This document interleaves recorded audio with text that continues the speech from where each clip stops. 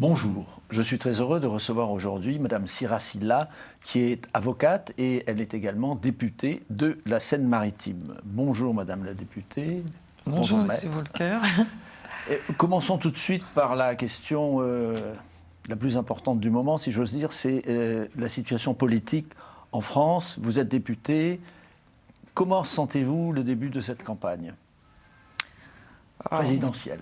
Parce que vous allez être impliqué aussi par la campagne qui va suivre pour les législatives. Alors moi, j'espère que le président Emmanuel Macron se représentera. C'est lui qui m'a donné envie de m'engager en politique. Donc j'espère fortement qu'il sera candidat à l'élection présidentielle. Ce que moi j'ai envie de dire là actuellement, c'est que nous continuons à travailler et bien entendu que je mènerai la campagne du président de la République sur mon territoire à fond et aussi sur d'autres territoires, notamment pour défendre son bilan sur l'Afrique que je trouve très correct.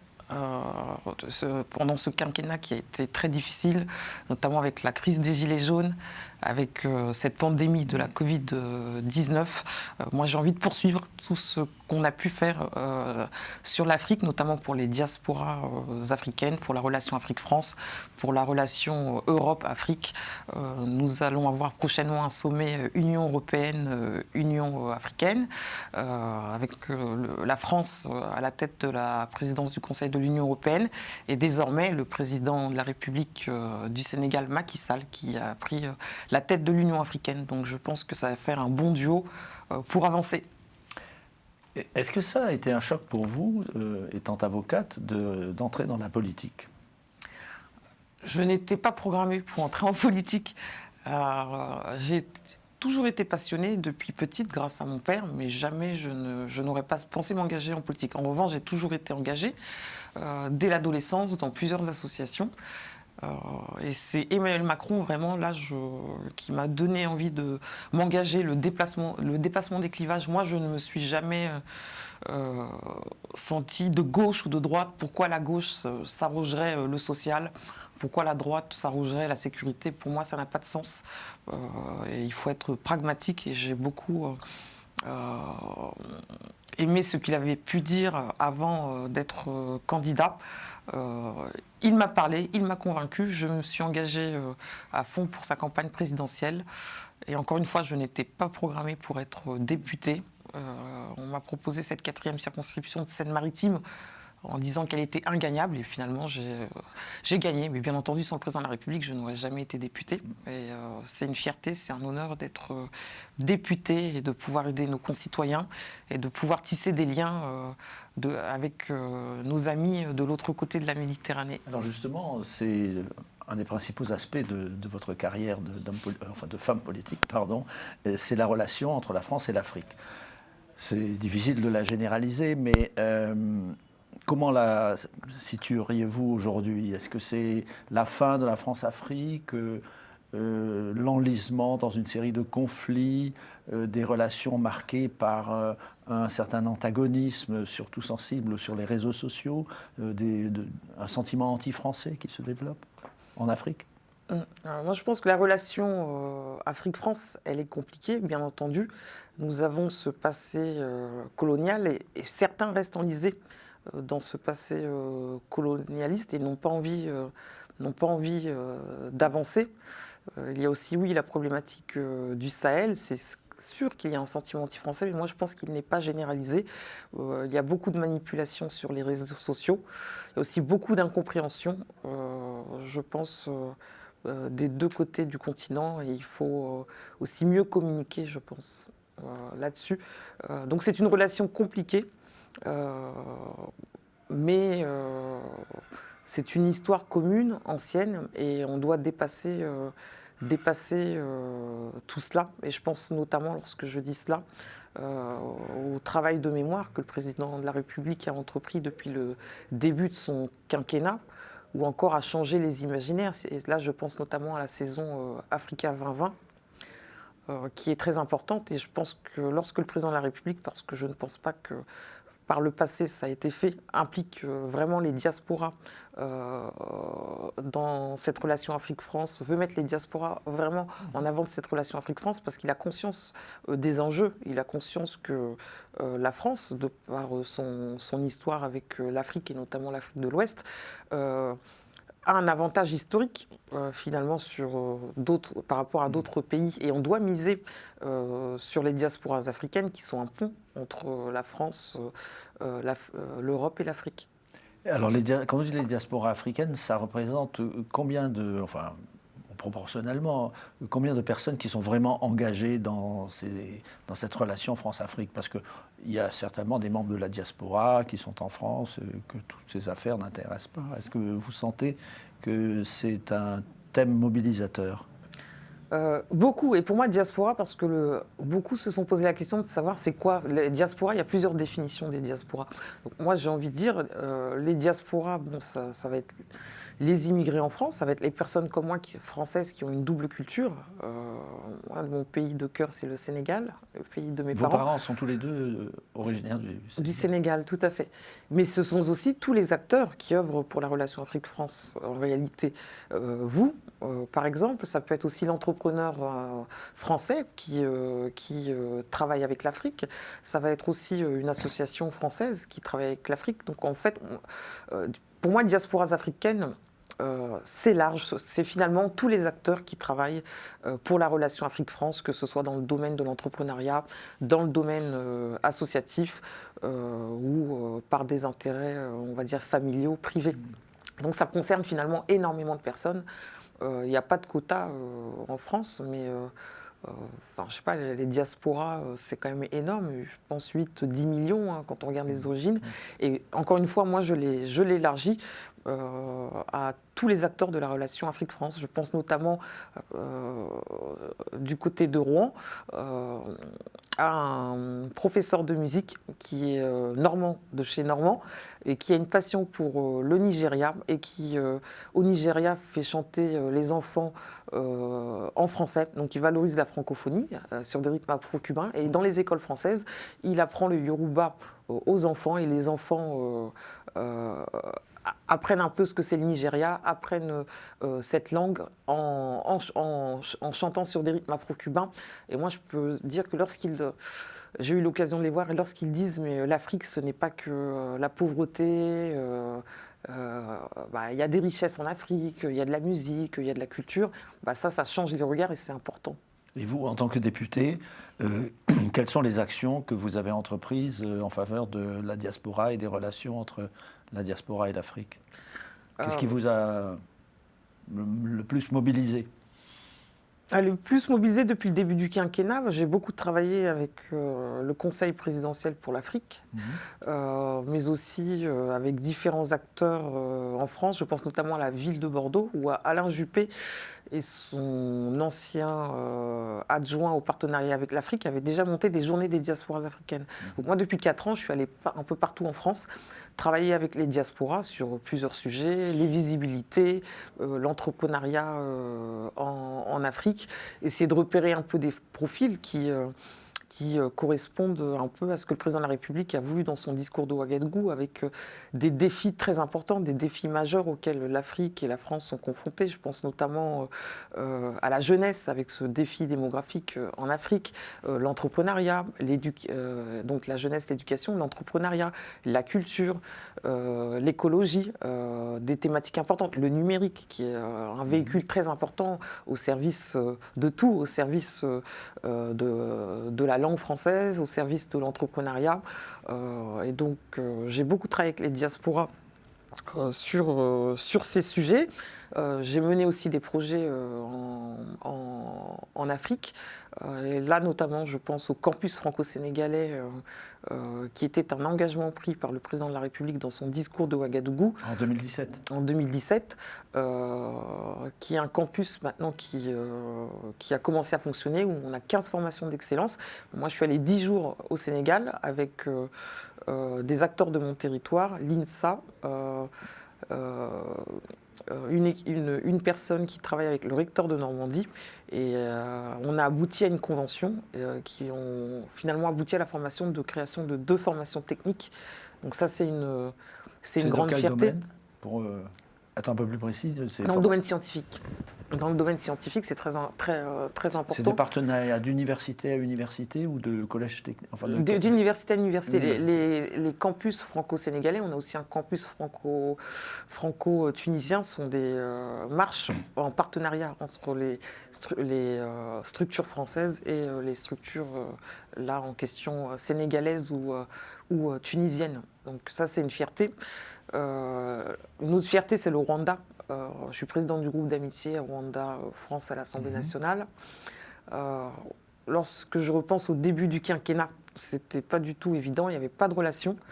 Donc moi, à l'Assemblée, je pense que j'ai bien fait mon travail de mon côté et le président aussi du sien. Et pareil, les partenariats fonctionnent, se développent, la relation se normalise et je vais avoir l'honneur, je l'espère, si tout se passe bien, d'accueillir une délégation rwandaise à l'Assemblée nationale en France et dans ma circonscription à la fin du mois de février. Donc c'est très important. Oui. Voilà. Et le combat aussi que j'ai, c'est les transferts d'argent. C'est un combat que je mène depuis 2 ans. J'allais justement vous poser la question. Qui est très important.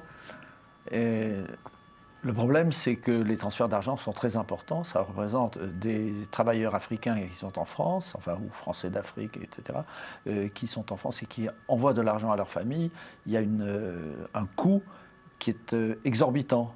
Je crois que c'est de l'ordre de 5%, ce qui est quand même beaucoup, ou est-ce que c'est davantage? Et vous travaillez pour essayer de faire baisser ce montant, parce que c'est une sorte d'impôt qui est prélevé entre l'argent qui est gagné en France et qui est envoyé aux familles en Afrique. Oui, et ça peut aller, on a des taux, je crois qu'en Afrique australe, ça va jusqu'à 20%, c'est énorme. Je rappelle qu'on a l'objectif de développement durable numéro 10, qui à horizon 2030 dit les coûts doivent être à 5 ou 3%, je ne sais plus. Oui. Mais c'est énorme, et moi c'est au début de la pandémie, lorsque on a vu, avec les confinements, les premières lignes notamment, qui étaient beaucoup des personnes d'origine africaine. Je me suis dit, il faut faire quelque chose. Parce que les transferts d'argent, ça a 2 fonctions essentielles.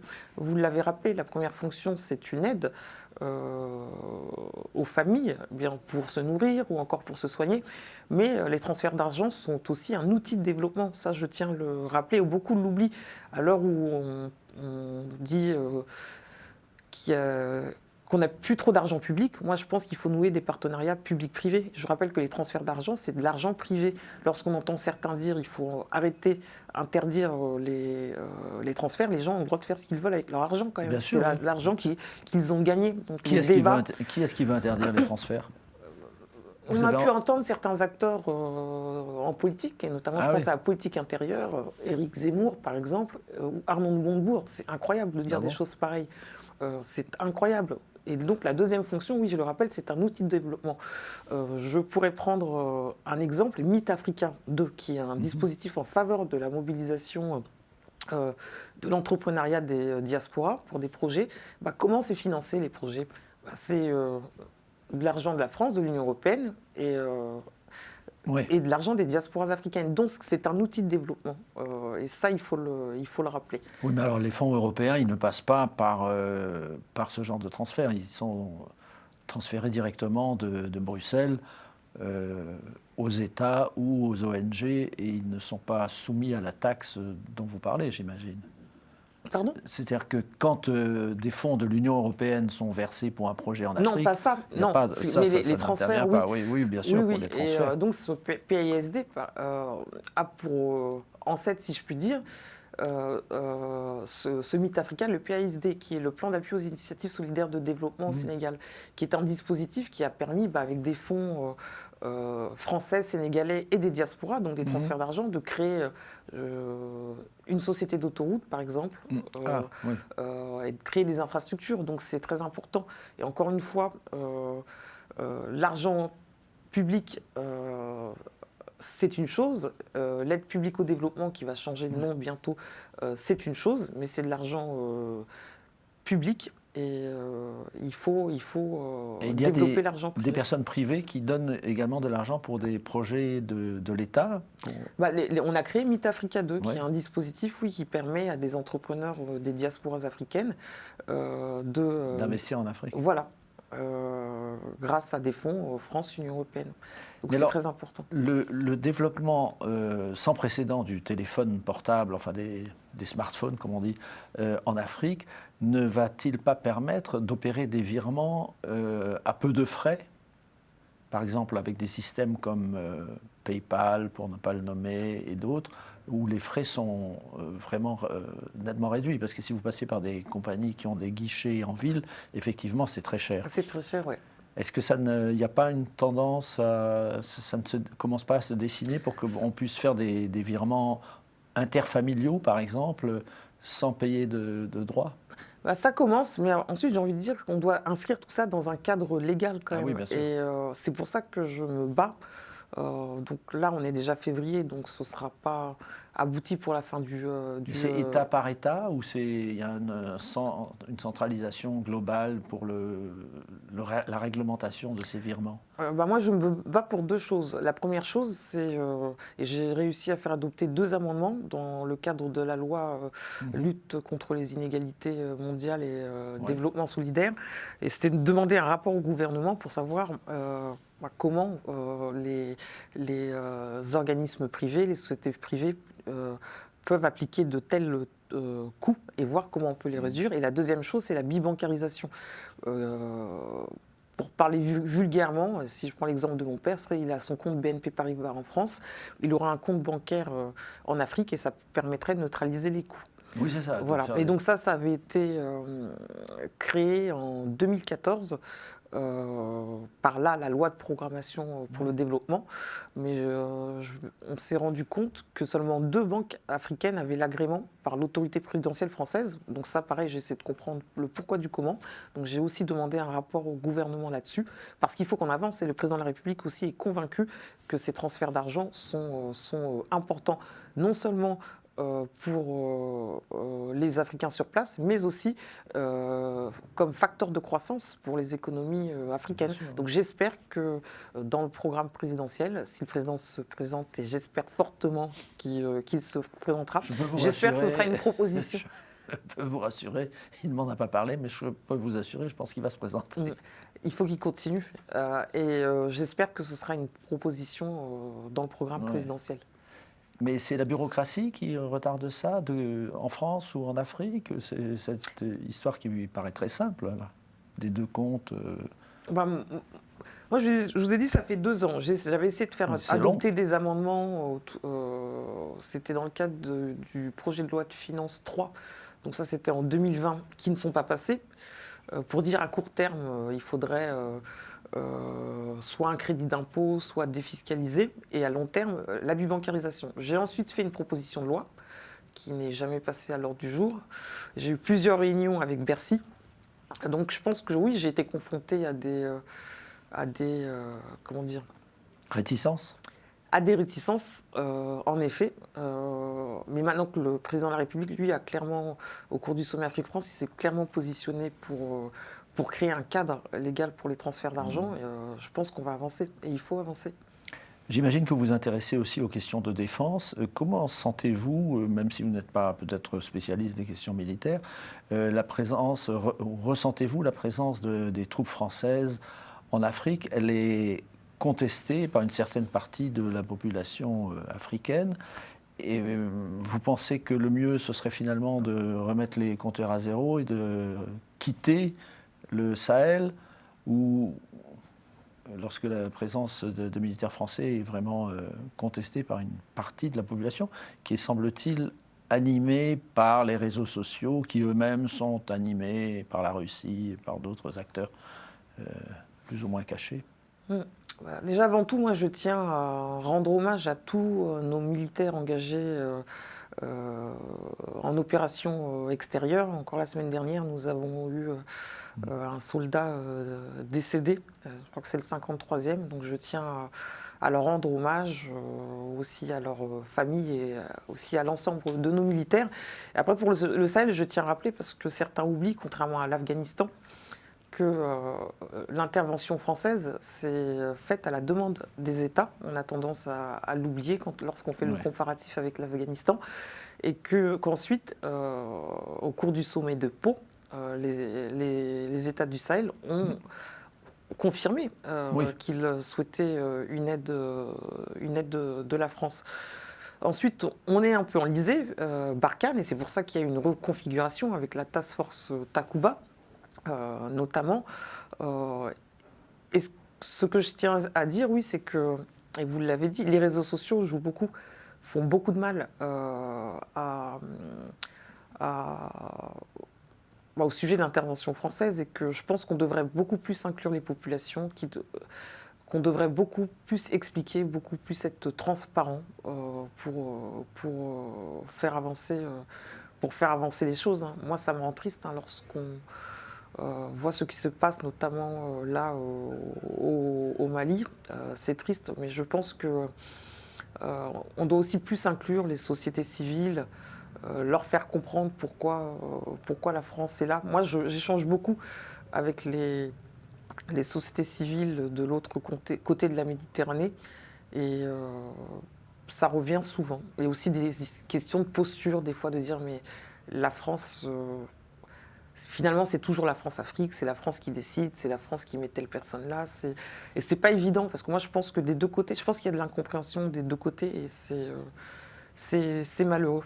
Mais là, en l'occurrence, la France est victime des querelles de pouvoir dans les États. Lorsqu'il y a un coup d'État, en quelque sorte, la France, elle a bon dos, quoi. Et on s'en sert pour des questions intérieures et qui n'ont aucun rapport avec la situation géopolitique de la région. On voit oui, bien... tout à fait. Et puis, pour revenir à ce que je disais au début, lorsque je vous indiquais qu'on restait enlisé dans un passé post-colonialiste, d'autres puissances en profitent. Elles n'ont pas ce passé.